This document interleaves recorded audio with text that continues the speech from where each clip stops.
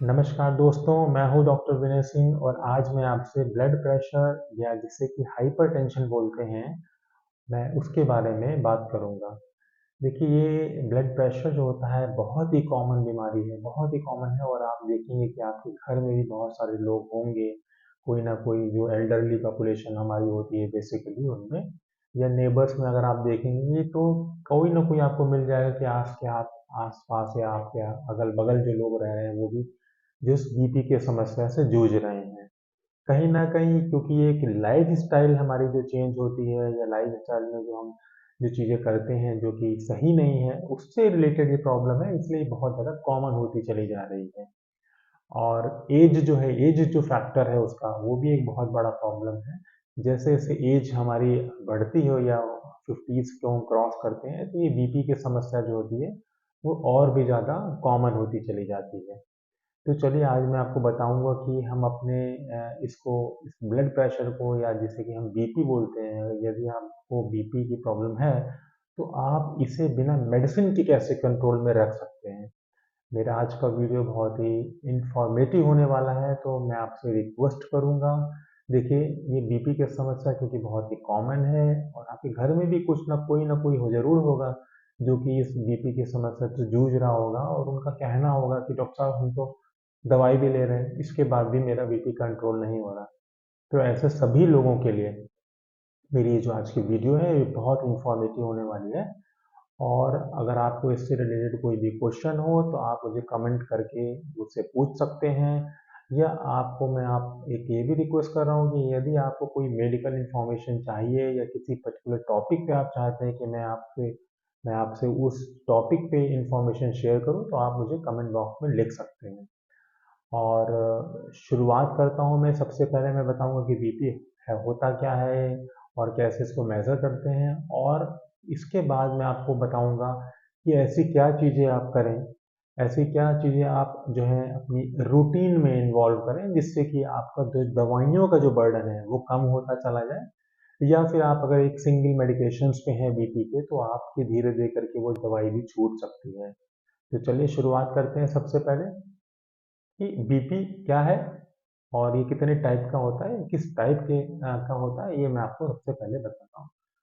तो सबसे पहले मैं आपको ये बताऊंगा, देखिए मेरा जो एम होता है, मेरा यूट्यूब चैनल पे जो भी मैं एक जो वीडियो शूट करता हूँ या मैं जो इन्फॉर्मेशन आपसे शेयर करता हूँ, क्योंकि इसकी रीच जो होती है काफ़ी बार होता है कि ये गांव गांव तक जाता है और बहुत हाई ये एजुकेटेड जो लोग नहीं होते हैं या सिर्फ ये मेडिकल फ्रैटर्निटी के हिसाब से मैं ये वीडियो नहीं बनाता हूँ।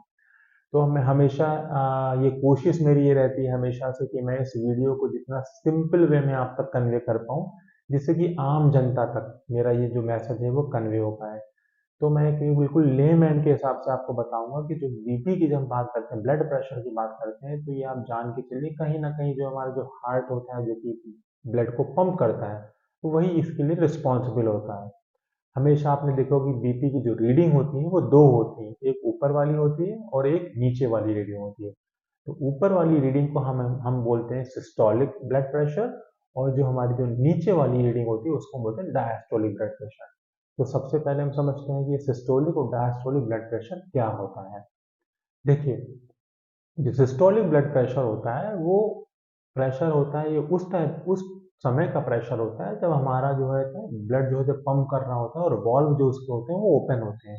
आपको भी देखिए ये पता है कि जो हमारा हार्ट होता है ये पंप करता रहता है रेगुलरली, और जिसकी वजह से क्या होता है, ये जो ब्लड जो होता है ये ब्लड जो होता है दूसरे ऑर्गन में पुश होता है। ये पंप हुआ और उसने पुश कर दिया ब्लड को, तो ये ब्लड आगे के हमारे ऑर्गन्स में सर्कुलेट होता है और कहीं ना कहीं ये मेरी पूरी बॉडी में जो जो सर्कुलेशन होता है वो इस हार्ट की वजह से होता है, क्योंकि इसका जो काम होता है वो पंपिंग का होता है। और इस हार्ट में क्या होता है, हमारे वॉल्व भी पाए जाते हैं। तो जब पूरा फ्लो होता है हार्ट के और जिसके वॉल्व खुलते हैं और ये प्रेशर से ब्लड को बाहर भेजता है, तो उस टाइम जो प्रेशर मेंटेन होता है हमारी में जो आर्टरीज में, उसे हम सिस्टोलिक ब्लड प्रेशर के नाम से जानते हैं। और फिर देखिए ये जो ब्लड जो है जो हार्ट से पंप कर दिया गया है आगे की तरफ, जिससे कि आगे जो ऑर्गन्स में और पूरी बॉडी में जाए, ये दोबारा से वापस लौट के हार्ट में ना आए, इसलिए क्या होता है उसमें वॉल्व लगे होते हैं। जैसे भी हमारे हार्ट ने ब्लड को पुश किया बाहर की तरफ, वैसे क्या होता है हार्ट बंद हो जाते हैं। तो जब ये हार्ट के जो वॉल्व होते हैं, सॉरी, वॉल्व हार्ट नहीं, हार्ट के जो वॉल्व होते हैं वो बंद हो जाते हैं, जिससे कि दोबारा से ब्लड इसमें वापस ना लौटे। और जब ये जो वॉल्व जब बंद होते हैं तो उस टाइम जो एक प्रेशर मेंटेन होता है, क्योंकि एकदम से प्रेशर ड्रॉप नहीं हो जाता है हमारे जो ब्लड वेसल्स के बीच का, वो तब भी जो है एक प्रेशर मेंटेन रहता है ब्लड वेसल्स का। तो उस टाइम का जो होता है, जो प्रेशर मेंटेन होता है हार्ट की जो वॉल्व बंद होने के बाद, उसको हम डायस्टोलिक बीपी के नाम से जानते हैं। या लेमैन में अगर हम कहें तो ये नीचे का जो रीडिंग आती है बीपी में, उसे हम डायस्टोलिक बीपी के नाम से जानते हैं। तो आज आपको क्लियरली होगा कि सिस्टोलिक ब्लड प्रेशर क्या होता है और डायस्टोलिक ब्लड प्रेशर क्या होता है। अब हम बात करते हैं, देखिए नॉर्मल जो एक है ब्लड प्रेशर वो कितना होना चाहिए। तो देखिए जब हम बात करते हैं नॉर्मल ब्लड प्रेशर की, तो 120/80 जो है थी, 120/80 को हम कहते हैं कि ये नॉर्मल ब्लड प्रेशर है, क्योंकि ये बहुत सारी जो है फैक्टर्स पर भी डिपेंड करता है कि भाई आपकी एज कितनी है और आप जो है डाइट में क्या क्या ले रहे हैं। बहुत सारे इन्वायरमेंटल फैक्टर्स इसमें कंट्रीब्यूट करते हैं। इसमें एक्सरसाइज का रोल होता है, इसमें स्मोक का भी रोल होता है। लेकिन एक नॉर्मल अगर हम बात करें, और एक हम यहाँ पे स्टडी को कोट करना चाहेंगे कि फ्रेमिंगम हार्ट स्टडी एक 1948 से चल रही है और 50 साल तक उन्होंने डेटा कलेक्ट किया, और उन्होंने यही एनालाइज करने की कोशिश करी कि हम किसको जो है एक नॉर्मल ब्लड प्रेशर माने, 120/80 को माने, या हम इसको 130/90 को माने, या 140/90 को भी हम नॉर्मल कैटेगरी में डाल सकते हैं।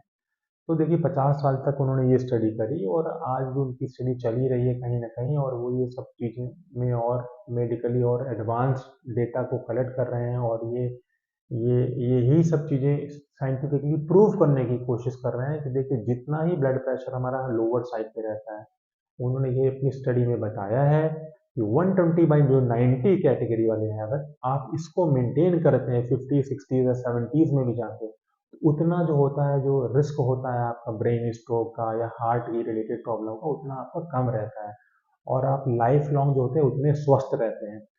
तो मैं आज इसी लाइन पे, इसी के आसपास ही मेरा भी टॉपिक कवर रहेगा कि आपका जो टारगेट होना चाहिए, अगर आप बीपी के पेशेंट हैं या अगर आप बीपी के पेशेंट नहीं भी हैं, तो देखिए आपको कभी ना कभी आगे चल के 60 और 70 में बीपी की प्रॉब्लम हो सकती है। तो आपका जो टारगेट होना चाहिए वो 120/80 का होना चाहिए। अब काफ़ी बार हमारे पास पेशेंट आते थे जो कहते थे, डॉक्टर साहब हमारा तो बीपी, हम दो दो दवाइयाँ खा रहे हैं और हमारा बीपी 140/90 जा रहा है, तो क्या ये कंट्रोल्ड है? हमने एक कार्डियोलॉजिस्ट को दिखाया था, उन्होंने कहा आपको हम एक दवाई और ऐड कर रहे हैं। तो देखिए 3-3 दवाइयाँ चलती हैं, उसके बाद भी हमारा जो बीपी होता है वो कहीं ना कहीं 140/90 या उससे अबव जाता है। तो ये हमारे लिए रिस्की हो सकता है। हम उसी स्टडी को कोट करेंगे कि आपको कोशिश करनी चाहिए कि आपका जो बीपी है उसका जो टारगेट है वो 120/80 रहे, या इसके आसपास ही फ्लक्चुएट करे, और ज़्यादा ये हायर साइड पे भी ना जाए और ये ज़्यादा लोअर साइड पे भी नहीं रहना चाहिए, क्योंकि दोनों में ही रिस्क होते हैं हमारे। अब बात करते हैं, देखिए अगर हम दवाइयों से छुटकारा पाना चाह रहे हैं, या हम 3 दवाइयों पे हैं, या हम 2 दवाइयाँ लेते हैं रोज बीपी की, तो इनको हम कम कैसे कर सकते हैं नेचुरली, क्योंकि हमारा आज का जो टॉपिक है वो यही है कि हाई ब्लड प्रेशर को बिना मेडिकेशंस के कैसे कंट्रोल किया जाए या कम किया जाए। तो मेरा जो एम है इस टॉपिक पे, जो मैंने आज का वीडियो बनाया है, वो यही है कि अगर आप 3 दवाइयाँ ब्लड प्रेशर की ले रहे हैं, तो अगर आप मेरे ये स्टेप्स फॉलो करेंगे तो यकीन मानिए आप 2 पे आ जाएंगे, और अगर आपकी 2 दवाइयाँ बीपी की चल रही हैं तो आपकी पॉसिबिलिटी 1 पे आने की बढ़ जाती है। और अगर आप ये सारे स्टेप्स को फॉलो कर लेते हैं तो डेफिनेटली आपकी दवाइयाँ छूट भी सकती हैं, ट्रस्ट मी। आप करके देखिएगा। 1 हफ्ते तक जो मैं बताने जा रहा हूँ, एक-एक करके मैं बताऊँगा कि आपको क्या-क्या इसके लिए उपाय करने हैं, और आप इनको करके देखिए और मुझे कमेंट में लिखिएगा आपकी 1 वीक या 10 डेज़ आपने इसको फॉलो किया, तो आपकी ओवरऑल हेल्थ में और आपके जो ब्लड प्रेशर है, उसमें कितना ड्रॉप आपने देखा। तो जब भी हम ब्लड प्रेशर की बात करेंगे, देखिए तो सबसे पहले तो आपको ब्लड प्रेशर को नापना पड़ेगा। तो आपको एक चार्टिंग करनी है, और कोशिश करिए कि आप जो है हफ्ते में एटलीस्ट 3 दिन करें, जिससे आपको ट्रेंड पता रहे और आपको इसके सिम्टम्स भी पता होना चाहिए।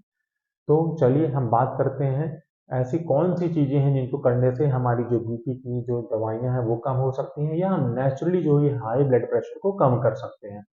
तो बात करते हैं हम अपने नंबर 1 पॉइंट की, देखते हैं वो क्या है।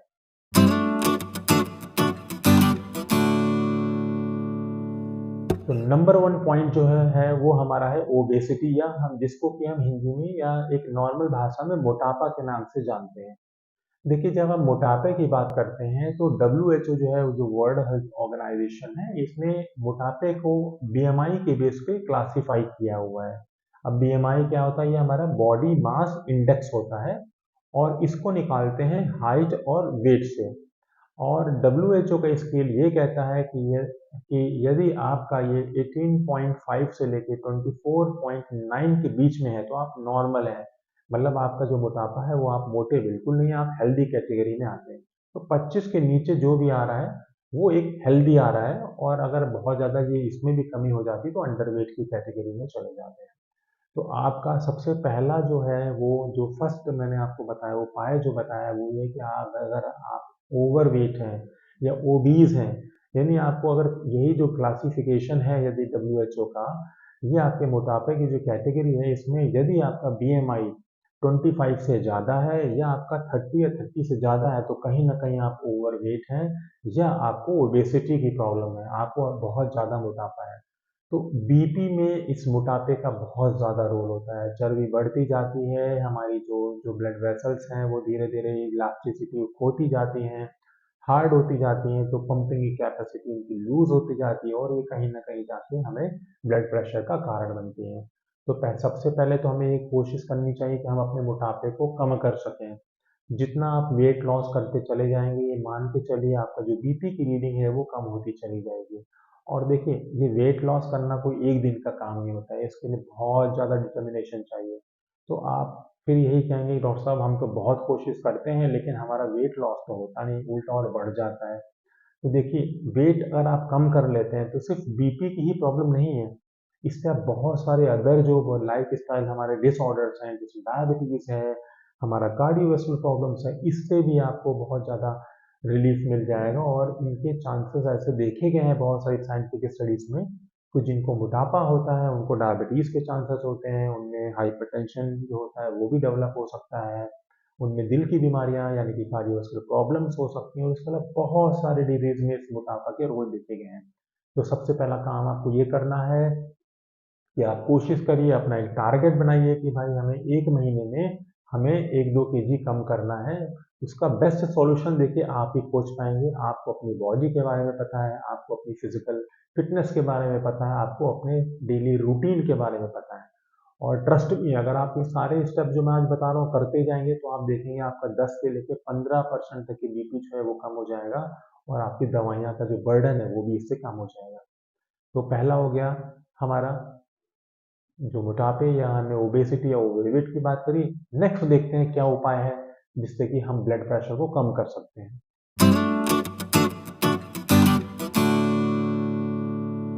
तो सेकंड नंबर पे आता है हमारा डाइट। देखिए, डाइट बहुत ही इम्पोर्टेंट एक बहुत इम्पोर्टेंट रोल प्ले करता है हमारी रूटीन एक्टिविटी में भी, हमारी फिजिकल फिटनेस में भी, और उसके साथ साथ हमारी बहुत सारी मेडिकल कंडीशन में भी।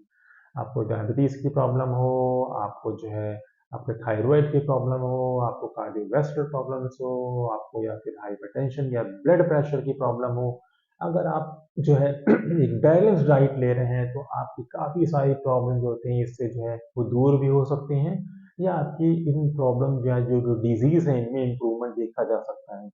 तो आपका ये एफर्ट होना चाहिए कि आप एक बैलेंस डाइट लें। अगर आप ग्रीन लीफी वेजिटेबल्स डाइट में ले सकते हैं तो आप उनको अपनी डाइट में इंक्लूड करें। और जो चीज़ आपको अवॉइड करनी है, जो कल्प्रिट है इस हाई ब्लड प्रेशर, वो है सॉल्ट। देखिए, डाइट में मैं बेसिकली आज सॉल्ट के बारे में बात करने वाला हूँ। डाइट आप लें या ना लें, आपको सॉल्ट को अवॉइड करना है। जो सेकंड कैटेगरी जो है वो सॉल्ट की है। देखिए, जनरली क्या होता है, जो भी चीज़ें आप खाते पीते हैं उसमें एक नेचुरल उसमें फ्लेवर ऑलरेडी है। अगर हम एप्पल की बात करते हैं तो भगवान ने ऐसी ऐसी चीज़ें बनाई हैं कि उसमें ऑलरेडी एडेड है, शुगर एडेड है, वो मीठा आपको लगेगा। बहुत सारी चीज़ें हैं उसमें उन्होंने नेचुरली वो फ्लेवर्स या वो टेस्ट डाल के रखा है, लेकिन हम लोग जो होते हैं, हम लोग को क्या होता है, नहीं हमें उसको और स्वादिष्ट बनाना है। हम क्या करते हैं, और एक्स्ट्रा सॉल्ट डालते हैं just to make the more tasty. यहाँ आपको रुकना है। देखिए, अगर आप ब्लड प्रेशर के पेशेंट हैं या आपकी एज ज़्यादा है तो आपको सॉल्ट का कंटेंट बहुत ही कम रखना है।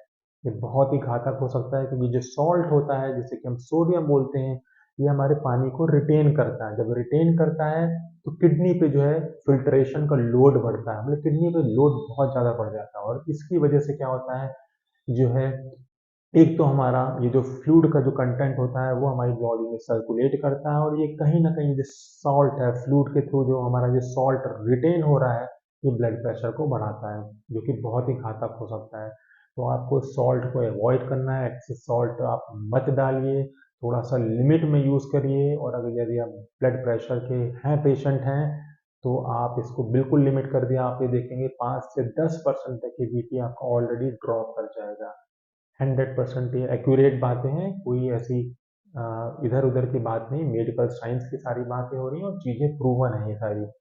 तो आपको सेकंड जो पॉइंट ध्यान में रखने वाला है, आपको सॉल्ट मिनिमम रखना है और जहाँ तक ये हो सके बहुत स्पाइसी मत खाइए और सॉल्ट के कंटेंट अगर आप फिर भी आप नहीं मानते हैं तो जो है ये सब चीज़ें कहीं न कहीं क्योंकि सॉल्ट जो होता है रिटेन हो जाता है, फ्लूइड को रिटेन करता है, तो ये ब्लड प्रेशर के लिए कहीं न कहीं रिस्पॉन्सिबल होता है। देखते हैं हम अपनी नेक्स्ट कैटेगरी में क्या आता है। चलिए थर्ड नंबर पे क्या है।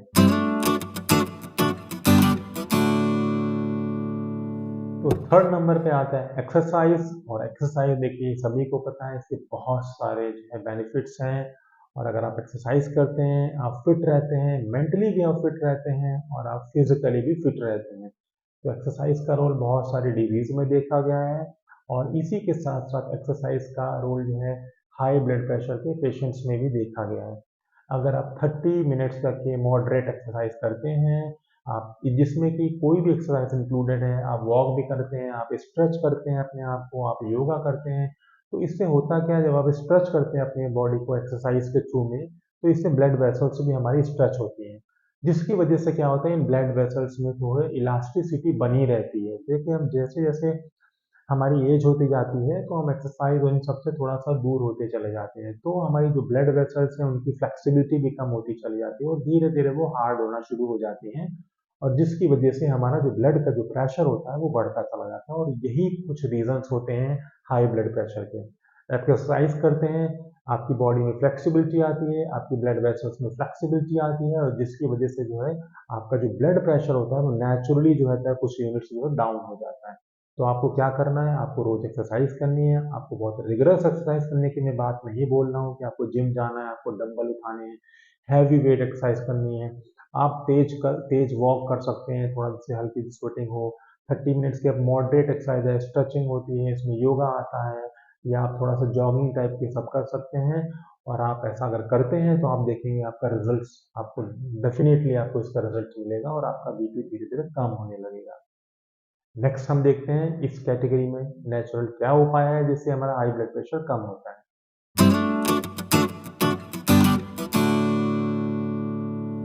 तो नेक्स्ट हम बात करते हैं स्मोकिंग की। देखिए स्मोकिंग की अगर हम बात करते हैं तो स्मोकिंग का कोई भी बेनिफिट नहीं, 1% भी ऐसा कोई बेनिफिट नहीं है, ना तो कोई स्टडी है जो ये कहती है कि आप अगर स्मोक करते हो तो आपको इससे कुछ बेनिफिट्स होंगे या इससे आपको फायदे होंगे। तो आपको सीधा सा एक क्लियर कट मैसेज है जो मिलता है हमारी मेडिकल फ्रैटर्निटी से कि आपको स्मोकिंग छोड़नी ही छोड़नी है, you have to quit smoking. Because इसका 1% भी कोई यूज नहीं है किसी में, सिर्फ और सिर्फ ये हमारी सेहत के लिए हार्मफुल ही है। तो इसके लिए करना क्या है, देखिए जब आप स्मोक करते हैं या आप इस टाइप की स्मोकिंग करते हैं तो उसमें निकोटीन होता है और यही निकोटीन जो होता है ये हमारे ब्लड वेसल्स को हार्ड कर देता है धीरे धीरे और उनकी फ्लेक्सिबिलिटी खत्म होती जाती है जिसकी वजह से हमारा जो बीपी होता है वो हायर साइड पे जाने लगता है जिसे कि हम हाई ब्लड प्रेशर बोलते हैं। तो प्लीज़ मेरी एक रिक्वेस्ट है, स्मोकिंग से कोई भी फ़ायदा नहीं है, ये हमारी सेहत पे बहुत खतरनाक है, आज ही आप इसे क्विट करो।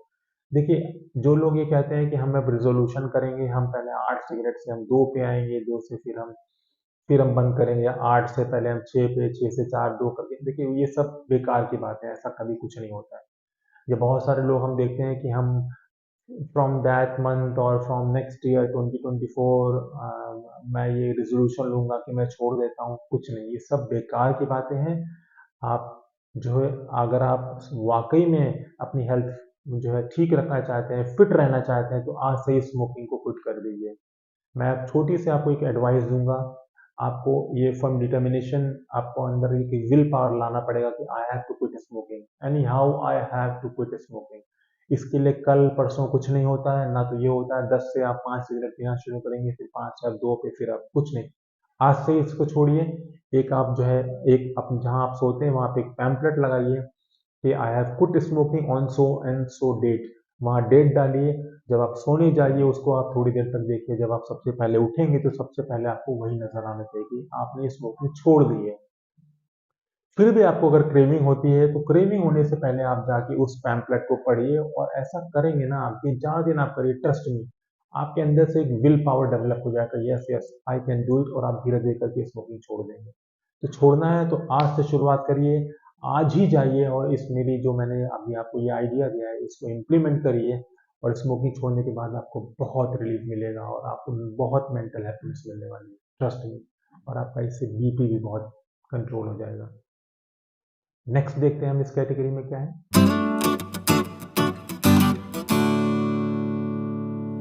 चलिए बात करते हैं हम अपने फिफ्थ फिफ्थ पॉइंट की, जिसमें कि हम बात करते हैं अल्कोहल की। देखिए, अल्कोहल का अभी तक के एक जो फ्रेटर्निटी है, कुछ सब सेक्शंस ऑफ द सोसाइटी है, वो ये कहते हैं कि देखिए अल्कोहल कहीं ना कहीं अगर हम 30 ml लेते हैं या 60 ml लेते हैं तो उसके बेनिफिट्स हैं। लेकिन जैसे जैसे हम एडवांस हो रहे हैं या हमारी जो मेडिकल साइंस से रिसर्च और पब्लिकेशंस आ रहे हैं, तो कहीं ना कहीं ये सब चीज़ें अभी देखो, इसको ग्रे लिस्ट में हम रख सकते हैं कि हाँ इसके फायदे तो नहीं, हाँ लेकिन मेरा ये पर्सनल ओपिनियन है कि आप इसको क्विट करिए। अल्कोहल से भी हमारी बहुत सारी ऐसी प्रॉब्लम्स हैं हमारी बॉडी में जो देखी जाती हैं। आपको पता ही है, ज़्यादा अल्कोहल्स जो लेते हैं उनसे लीवर डैमेज हो जाता है और कार्डियोवास्कुलर प्रॉब्लम्स और ये हाइपरटेंशन की भी प्रॉब्लम उनसे होती है। जो रोज़ अल्कोहल लेते हैं उनका ये सेम चीज़ वही देखी गई है कि कहीं ना कहीं ये हमारे हाई ब्लड प्रेशर के लिए रिस्पॉन्सिबल होता है। तो बेटर है आप इसको अवॉइड करें। अभी क्लियर कट गाइडलाइंस ऐसी नहीं आई हैं कि अल्कोहल अगर रोज को रेगुलर कोई अल्कोहल लेता है तो डायरेक्ट उसका इम्पैक्ट बीपी में है, लेकिन हाँ कुछ स्टडीज हैं जिन्होंने ये बोला है कि अगर आप अल्कोहल कंटिन्यूसली अल्कोहल लेते हैं और ज़्यादा मात्रा में लेते हैं तो ये आपके शरीर के लिए घातक हो सकता है, और आपकी बीपी को बढ़ाने में भी कहीं ना कहीं इसका एक रोल देखा गया है। तो प्लीज़ इसे भी छोड़िए, ये आपकी सेहत के लिए अच्छी नहीं है। Quit smoking, quit alcohol. देखते हैं नेक्स्ट कैटेगरी में हमारा क्या है। अब हम बात करते हैं स्लीप की। देखिए, सोना हमारे सेहत के लिए बहुत बहुत आवश्यक है, और मिनिमम जो एक गाइडलाइंस कहते हैं कि मिनिमम अगर आप 6 घंटे से कम की स्लीप ले रहे हैं तो आपको सिर्फ हाइपरटेंशन ही नहीं, इसके अलावा बहुत सी और दूसरी बीमारियां भी हो सकती हैं। तो कोशिश करिए आप कि कम से कम हम 8 घंटे की नींद लीजिए। 6 घंटे से ज़्यादा एटलीस्ट आपको रोज सोना चाहिए। और आप कहते हैं ना कि हम जाते हैं बेड पे जाते हैं तो हमें नींद नहीं आती, तो उसके लिए कुछ आपको टिप्स मैं आज दे रहा हूँ। सबसे पहले तो आप खाना जो है, जो डिनर आप करते हैं रात का, वो 1 से 1.5 घंटे पहले करिए। तुरंत डिनर करने के बाद तुरंत बेड पे मत जाइए सोने के लिए। 1 डेढ़ घंटे पहले आपने डिनर कर लिया, आपको टीवी देखना है, आपने टीवी देख लिया, आपको अपने घर में बात करनी है, मम्मी पापा से, अपने भाई बहन से आप बैठ के उनसे चिट चैट कर सकते हैं। और जब आप बेड पे जाते हैं उसके कम से कम 15 मिनट पहले आप टीवी ऑफ कर। और आपका जो फोन है, अब फोन ये बहुत बड़ा कल्प्रिट है। देखिए, मैंने बहुत बार देखा है कि लोग सोने जा रहे हैं उसके बाद में इंस्टाग्राम रील्स चल रही है, फेसबुक ऑन है, गूगल पे रील्स देखी जा रही है। तो ऐसा आप कोई रोबोट नहीं हो कि कोई एक स्विच ऑन और ऑफ का एक बटन लगा हुआ कि आपने कहा अब मुझे नींद आ जाए, आपने फोन हाथ में ले हुआ है, फोन रखा और अब मुझे नींद आ जाए और वो स्विच ऑफ करके आप सो जाओगे। नहीं, ऐसा कभी नहीं होता है। इसके लिए आपको खुद को एफर्ट करने होंगे। कम से कम 15-20 मिनट पहले आप फ़ोन बिल्कुल साइड मोड में करके साइड में रख दीजिए। आपको लगता है तो आप मेडिटेशन चला सकते हैं और लाइट वाइट बिल्कुल ऑफ कर लीजिए, डेफिनेटली आपको नींद आ जाएगी। और नींद जो है, अगर आप 7-8 घंटे की नींद ले रहे हैं तो इससे आपका ब्लड प्रेशर भी नॉर्मल रहेगा, क्योंकि हमारी बॉडी बिल्कुल रिलैक्स हो जाती है, बहुत सारे हार्मोन्स जो होते हैं वो रिलीज होते हैं, और हमारी मेटाबॉलिज्म जो होती है ओवरऑल वो भी काफ़ी बैलेंस हो जाती है इससे। तो आप देखेंगे कि जब अच्छी आप नींद लेते हैं तो आपका ब्लड प्रेशर अगर हाई भी रहता होगा, तो जितना आप अच्छी नींद लेते हैं तो आपका जो हाई ब्लड प्रेशर है वो भी काफ़ी कंट्रोल हो जाता है और काफ़ी हद तक तो नॉर्मल रेंज में आ जाता है। तो आपको एक अच्छी नींद लेनी है, उसके लिए जो मैंने आपको टिप्स बताई हैं वो आप उसको फॉलो कर सकते हैं। नेक्स्ट कैटेगरी में देखते हैं हमारी क्या है। तो लास्ट जो सेवेंथ जो मैंने आपको अभी जो रेमेडी बताई है, सेवेंथ जो है वो आती है हमारी स्ट्रेस की। देखिए स्ट्रेस एक बहुत बड़ा कंट्रीब्यूटिंग फैक्टर है और इससे ब्लड प्रेशर की बीमारी बहुत मतलब भी बहुत ही प्रोन होती है। जो बहुत ज़्यादा स्ट्रेस लेते हैं उनको बहुत सारी बीमारियां हो जाती हैं और इसमें कि ब्लड प्रेशर बहुत ही कॉमन है। अगर आप स्ट्रेस अर्ली एज में लेना शुरू कर देते हैं तो ये मान के चलिए आप 40s तक आते आते आपको कहीं ना कहीं हाइपरटेंशन या जिसे कि ब्लड प्रेशर बोलते हैं उसकी बीमारी आपको हो जाएगी। तो मैं ये नहीं कहूँगा कि आप स्ट्रेस मत लीजिए, क्योंकि जब when we work in environment बहुत सारी इनडायरेक्ट वे में ऐसी चीज़ें होती हैं जो हमारी पर्सनल लाइफ को इन्फ्लुएंस करती हैं या इम्पैक्ट डालती हैं। आपको स्ट्रेस ऑफिस की जॉब का हो सकता है, आपको फाइनेंस को लेके हो सकता है, आपको फैमिली प्रॉब्लम्स को लेके हो सकता है। ये मैटर नहीं करता है। लेकिन स्ट्रेस सबको होगा because we work in a chain और कहीं ना कहीं हम सबसे इंटरलिंक्ड हैं। बट मास्टर वही है जो इस स्ट्रेस को कंट्रोल करे in a better way. So you have to find a solution how you can better manage your stress. इसके लिए आपको कुछ सिस्टम्स जो हैं वो सोचने पड़ेंगे। आप लाइफ में ऐसा क्या करें। देखिए बहुत सारे लोगों को मैंने देखा जब कोई स्ट्रेस होता है तो वॉक पे निकल जाते हैं या वो म्यूजिक सुनते हैं, वो मेडिटेशन सुनते हैं। कुछ लोगों को गार्डनिंग करके स्ट्रेस जो है वो जो है दूर कर लेते हैं, या कुछ लोग अपने फ्रेंड से फ़ोन पे बात करके स्ट्रेस को दूर कर देते हैं। तो ये ऑप्शंस आपको खोजने पड़ेंगे कि आपको स्ट्रेस जो होता है किससे कम होता है। ये बहुत बड़ा कंट्रीब्यूटिंग फैक्टर है हाइपरटेंशन। इसके अलावा अदर डिजीज में भी इनके बहुत बड़ा रोल देखा गया है।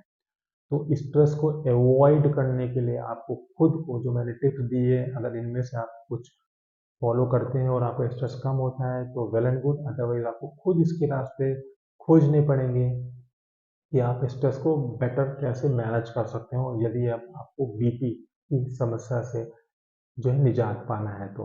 देखिए स्ट्रेस लेने से फ़ायदा कोई नहीं है, कुछ भी नहीं होता है स्ट्रेस लेने से।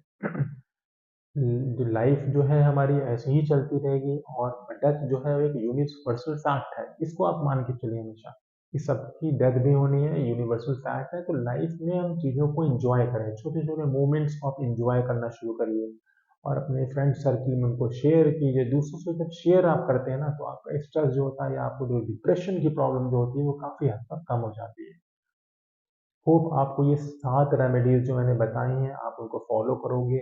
और प्लीज़ मेरी रिक्वेस्ट है आप इनको आप करके देखिए। आप 1 वीक या 2 वीक्स में फिर मुझे आप कमेंट करके बताइएगा कि आपने ये चीज़ों को फॉलो किया और आपका ब्लड प्रेशर पहले कितना रहता था और आपने अभी जो आपका ब्लड प्रेशर है वो कितना रहता है। ट्रस्ट में आपको इससे बहुत सारा बेनिफिट होने वाला है। यदि आप 3 मेडिकेशंस ले रहे हैं तो डेफिनेटली आपकी 2 हो जाएँगी, अगर 2 ले रहे हैं तो आप 1 पे पहुँच जाओगे। और ये भी पॉसिबिलिटी है अगर आप 1 मेडिकेशंस पे हो बीपी की तो आपकी ये दवाइयाँ भी बंद हो जाएँ। बशर्ते आपको जो मैंने ये एक एक जो नेचुरली बहुत सारी आज चीज़ें बताई हैं, जो टिप्स दी हैं वो आपको फॉलो करने पड़ेंगे। हो सकता है आप ये 7 टिप्स जो मैंने बताई वो आप फॉलो ना कर पाओ, लेकिन कोशिश करिए आप इसमें से कम 5 को फॉलो करने। अगर 5 को भी आप फॉलो करते हैं और आपका जो बीपी की रीडिंग है ये 10 से 15 यूनिट गिर जाती है, तो आपकी एक दवाई कम हो सकती है या आप विदाउट मेडिकेशंस भी इसको मैनेज कर सकते हैं। होप आपको ये मेरा वीडियो पसंद आया होगा। प्लीज़ आप इस वीडियो को शेयर करिए एंड मेरी हमेशा यही कोशिश रहती है मैं इसको बहुत सिंपल वे में आपको मेडिकल इन्फॉर्मेशन दूँ।